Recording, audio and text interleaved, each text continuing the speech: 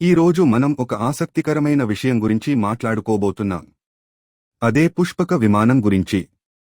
మనలో చాలామందికి ఇది కేవలం ఒక పురాణ కథలా అనిపించవచ్చు. కానీ ఇందులో దాగి ఉన్న కొన్ని నిజాలు మనం ఊహించని విధంగా ఉంటాయి.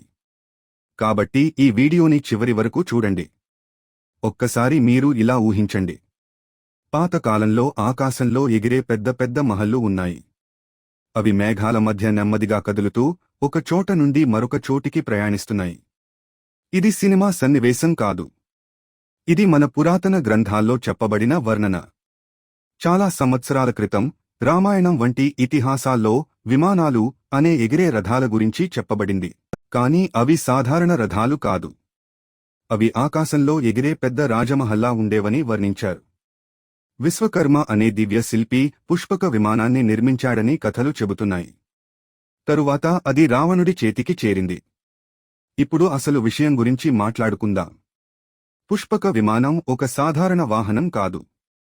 అది ఒక పెద్ద తేలియాడే రాజభవనం లాంటిదిగా వర్ణించబడింది.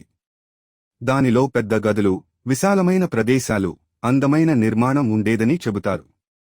ఇంకా ఆసక్తికరమైన విషయం ఏమిటంటే, కొన్ని గ్రంథాల్లో ఈ విమానాలు కేవలం ముందుకు మాత్రమే కాకుండా పైకి, కిందకి మరియు వెనక్కి కూడా సులభంగా కదిలేవని చెప్పబడింది. ఇది నేటి ఆధునిక విమానాల కంటే కూడా చాలా భిన్నంగా ఉంది. విమానిక శాస్త్రం అనే ఒక పురాతన గ్రంథంలో విమానాల నిర్మాణం గురించి వివరాలు ఉన్నాయని చెబుతారు. అందులో ఉపయోగించిన లోహాలు తేలికగా ఉండి చాలా బలంగా ఉండేవని పేర్కొన్నారు. కొన్ని కథల్లో ఈ విమానాలు శబ్దం లేకుండా ఎగిరేవని కూడా ఉంది. అంటే అవి వినిపించకుండా లేదా కనిపించకుండా ప్రయాణించగలిగేవని భావిస్తున్నారు. మరొక ఆశ్చర్యకరమైన విషయం ఏమిటంటే, పుష్పక విమానం యజమాని ఆలోచన ప్రకారం కదిలేదని చెబుతారు. అంటే మనం నేడు మాట్లాడుతున్న మైండ్ కంట్రోల్ టెక్నాలజీ వంటి ఆలోచన అప్పుడే కథల్లో కనిపిస్తుంది. కొన్ని వర్ణనల్లో ఈ విమానాలు గ్రహాల మధ్య కూడా ప్రయాణించగలవని సూచనలు ఉన్నాయి. అంటే ఇవి కేవలం భూమి మీద ప్రయాణం కోసం మాత్రమే కాకుండా అంతరిక్ష ప్రయాణానికి కూడా ఉపయోగించేవి కావచ్చని కొందరు భావిస్తున్నారు. ఇప్పుడు ఒక ముఖ్యమైన ప్రశ్న వస్తుంది. ఇవి అన్నీ కేవలం కథలేనా, లేకపోతే మనం ఇంకా పూర్తిగా అర్థం చేసుకోని ఏదైనా నిజముందా? కొంతమంది శాస్త్రవేత్తలు ఇవి కల్పిత కథలే అంటున్నారు. కాని ఇంకొంతమంది వీటిలో దాగి ఉన్న జ్ఞానం ఉందని భావిస్తున్నారు. ఏది నిజమో పక్కన పెడితే ఒక విషయం మాత్రం స్పష్టంగా తెలుస్తుంది.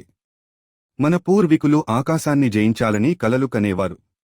ఈరోజు మన దగ్గర విమానాలు, హెలికాప్టర్లు, రాకెట్లు ఉన్నాయి. కాని ఆ ఆలోచన చాలా కాలం క్రితమే ప్రారంభమైంది. చివరిగా ఒక విషయం గుర్తుంచుకోండి. ప్రతి గొప్ప ఆవిష్కరణ ఒక చిన్న కలతోనే ప్రారంభమవుతుంది. ఆకాశం మాత్రమే కాదు, మన ఊహలకు కూడా హద్దులు లేవు. మనం ఆలోచిస్తే, ప్రయత్నిస్తే ఇంకా ఎన్నో అద్భుతాలు సాధించవచ్చు. ఈ వీడియో మీకు నచ్చితే లైక్ చేయండి, సబ్స్క్రైబ్ చేయండి మరియు మీ అభిప్రాయం కామెంట్లో తెలియజేయండి.